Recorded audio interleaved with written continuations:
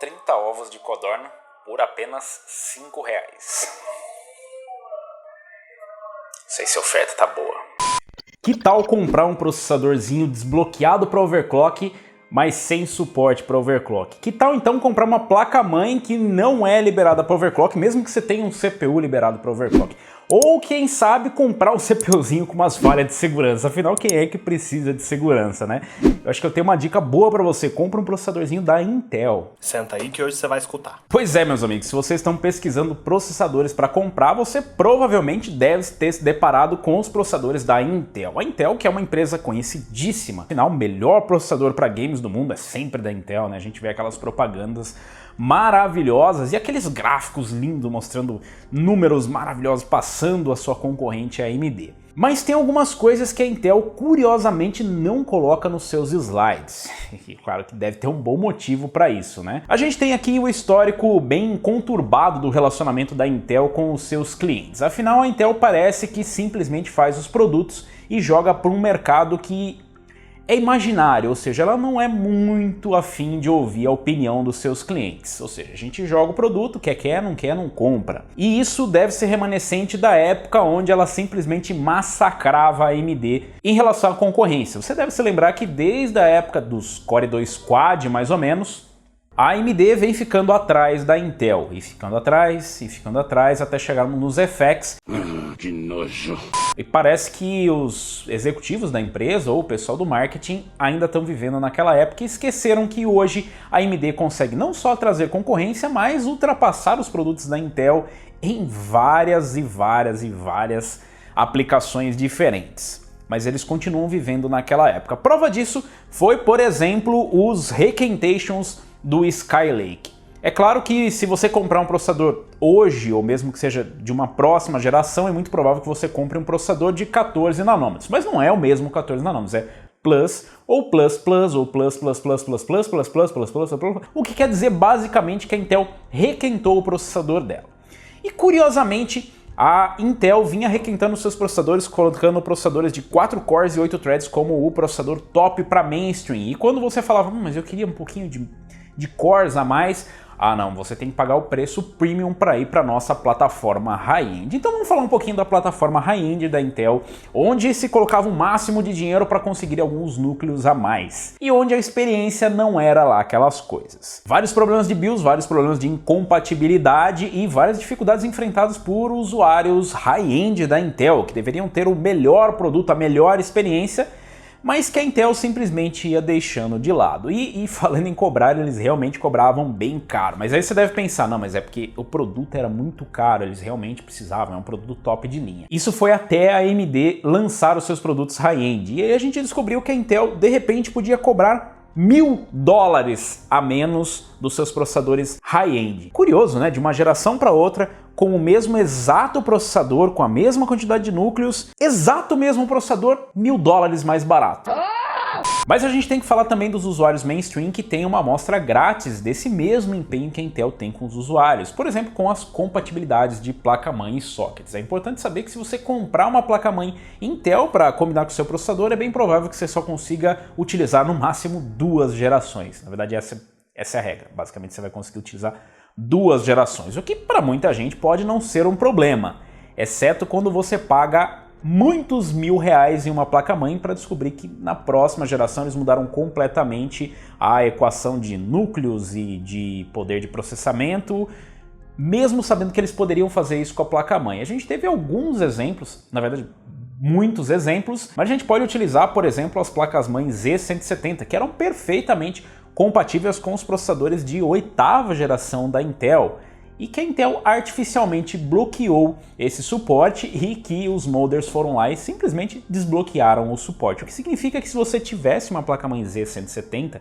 e quisesse fazer um upgrade que na verdade é muito substancial, sair de um processador de 4 cores e 8 threads para ir para um de 6 cores e 12 threads, você poderia fazer se a Intel quisesse, mas a Intel não quis. Mas mais recentemente a Intel acabou refinando um pouquinho esse bloqueio artificial e ela acabou fazendo isso com as memórias também.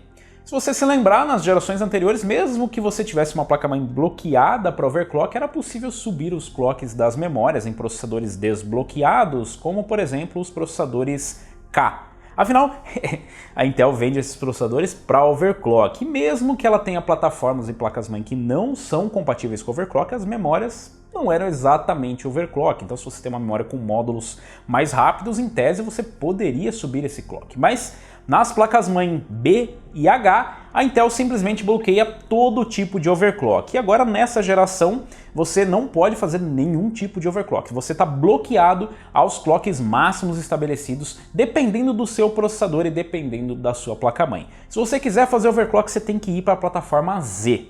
Essa é uma grande diferença, por exemplo, da AMD. E eles não parecem muito interessados em mudar essa política não. Na verdade, eles continuam utilizando essa política arcaica que vem desde muito tempo atrás, no qual você vende processadores desbloqueados e processadores bloqueados. E chegando na parte do overclock, essa parte é realmente interessante, muito bacana. A Intel tem uma linha de processadores e uma linha de placas-mãe que são desbloqueados para overclock. Mas dependendo da geração que você está montando, você vai acabar caindo numa pequena armadilha. Porque se você utilizar overclock, você perde a garantia do seu CPU. What? Exatamente. Aí você fala, não, mas eu não vou fazer overclock, mesmo que o meu processador seja desbloqueado, só quero fazer a memória chegar a 3200 MHz.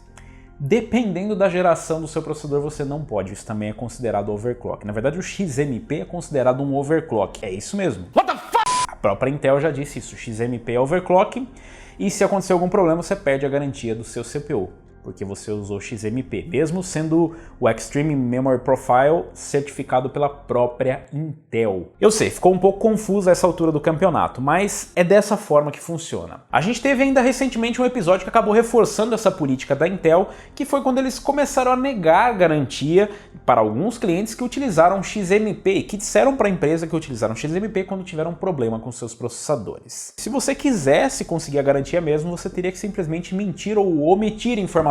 Se perguntado se usou XMP, você fala, nem sei o que é isso. Que coisa absurda. A AMD também faz o mesmo, ela também não oferece suporte para Precision Boost Overdrive ou mesmo para overclock nos processadores, mas não teve nenhum episódio em que a AMD acabou negando porque alguém falou que utilizou o XMP.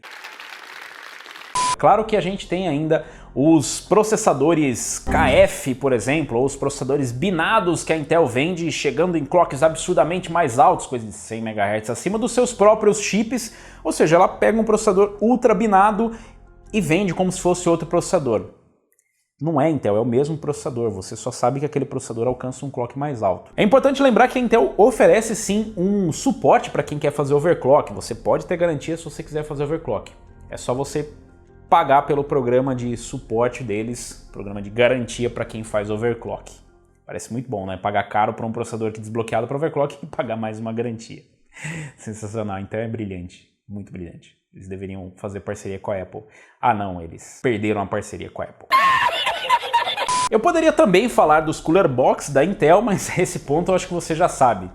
Sabe? Não, né? Não sabe. Os processadores da Intel são um pouquinho quentes em alguns casos. Quente elogio pro meu i7 que pega 90 graus no radiador de 240mm. Aliás, temperatura e consumo é outro probleminha dos processadores da Intel. Você pode sim comprar um poderosíssimo processador K desbloqueado, mas saiba que ele vai consumir bastante e provavelmente esquentar um bocado. A Intel, há pouco tempo atrás, acabou tirando a solda dos processadores, ou seja, ao invés de trazer processadores soldados com uma melhor interface térmica, ela simplesmente trouxe um cocôzinho de pombo ou uma pastinha térmica entre o processador, o die, e o dissipador que fica em cima, aquela plaquinha de metal que você vê no seu processador.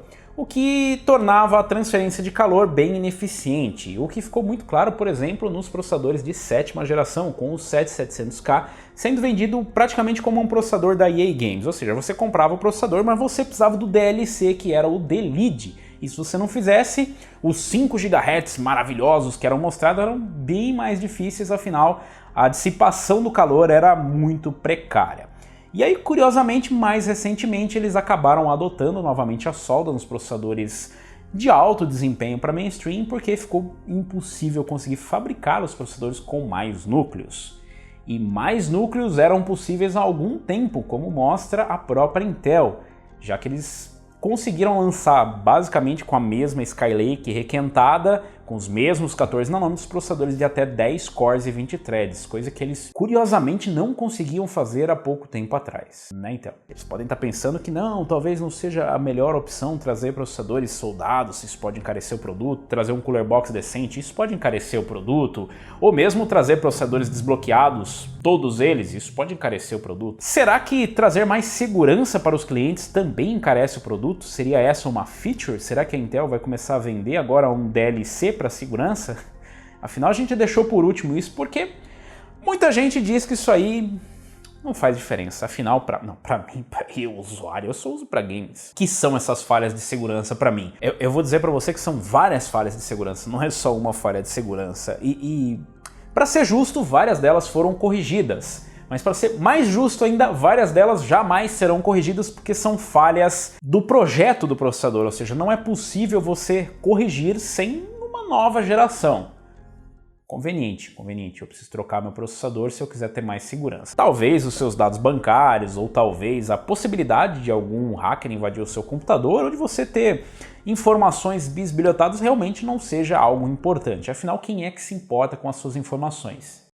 E novamente eu sou obrigado a dizer para vocês, não, eu não odeio a Intel, não quero que a Intel desapareça e muito menos esse é um vídeo de ataque à Intel. Eu gostaria que a Intel desse mais atenção para os clientes. Eles parecem ignorar tanto o público comum quanto os entusiastas. Esses entusiastas que ela sempre faz questão de chamar atenção nos seus materiais de marketing mostrando que o produto dela é o melhor para entusiastas. Então eu realmente só gostaria que a Intel ouvisse os clientes. Ela ainda tem ótimos produtos que mesmo com os 14 nanômetros Plus, ainda são capazes de disputar com os produtos de 7 nanômetros da AMD e traz, claro, várias inovações para o mercado, mesmo que em algumas ela fique atrás da concorrência nesse ponto do campeonato, mas ainda é uma empresa gigantesca que tem vários e ótimos produtos e tem uma faixa muito importante de mercado, ou seja, ela tem muitos clientes. Então, Intel, começa a ouvir um pouquinho os seus clientes antes que eles virem clientes da concorrência. É muito mais difícil você trazer de volta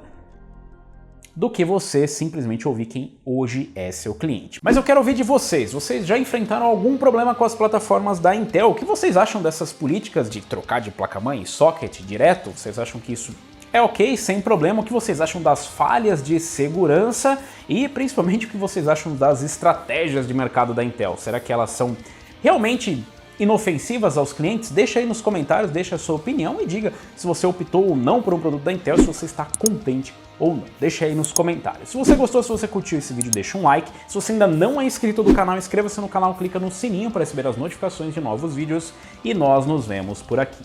Valeu, falou! E até a próxima!